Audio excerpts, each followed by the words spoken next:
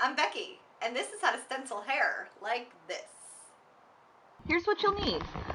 Firm hold hairspray. I'm using Paul Mitchell's Alpuri Wild Ginger Finishing Spray. This is going to prep the hair ahead of time, keep the hair really smooth and straight and in place as we're stenciling on it.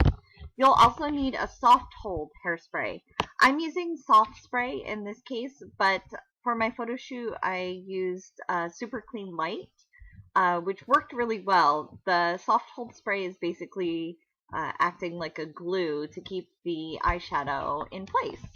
The eyeshadow I'm using is a black and a white from Makeup Designery. It's got a really good amount of pigment. And then you'll just need a makeup brush to apply it. I'm using a brush from Esom. It's meant for eyeshadow, and it's got nice, compact, small bristles. You'll also need a stencil. I found these from Joann Fabrics. It's part of the Martha Stewart craft collection. I like these because they're pretty cool designs, but they're also sticky on the back and they're really flexible, so they stick on the hair really well while you're trying to stencil on it. If you can't find these, any kind of stencil will do. The kind that are sticky are really going to be helpful for you. Peel the stencil off of the backing. Again, I'm using the sticky kind, so if you have ones that are not sticky on the back, you can just tape it into place.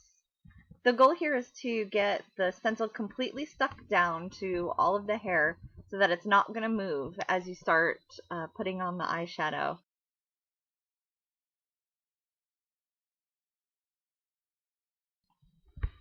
Make sure that the hair stays nice and straight and smooth underneath the stencil.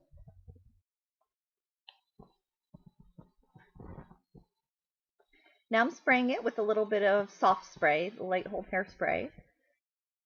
And then I'm just going to use my makeup brush and the black eyeshadow to start filling in the entire stencil.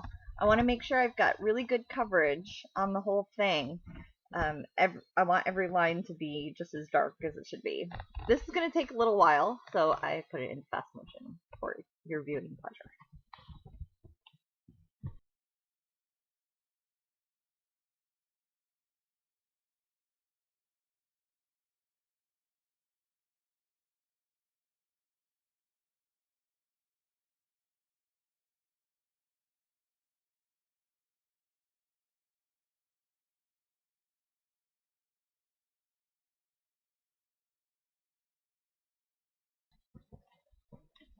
If the hair starts to dry out and the eyeshadow's not sticking as well at any point, just give it another spray of hairspray.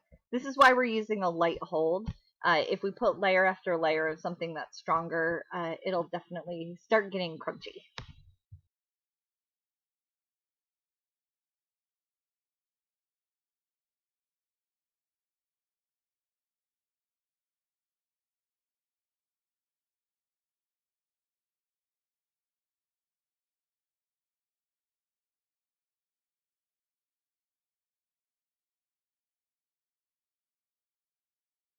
Once everything's filled in, just very carefully peel off that stencil, and you'll have a beautiful stencil on the hair.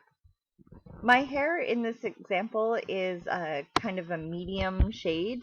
It's got some highlights in there, so it's not going to be as dramatic as the pictures that I show at the end. But what I also did here was show you that you can actually stencil on a lighter color as well. That's why I wanted the hair to be kind of a medium tone. So now I have a second stencil, and I'm using a white eyeshadow. I'm doing exactly the same process. Spray it and then dab it on. Peel it off and you can see the two different colors. Works pretty well.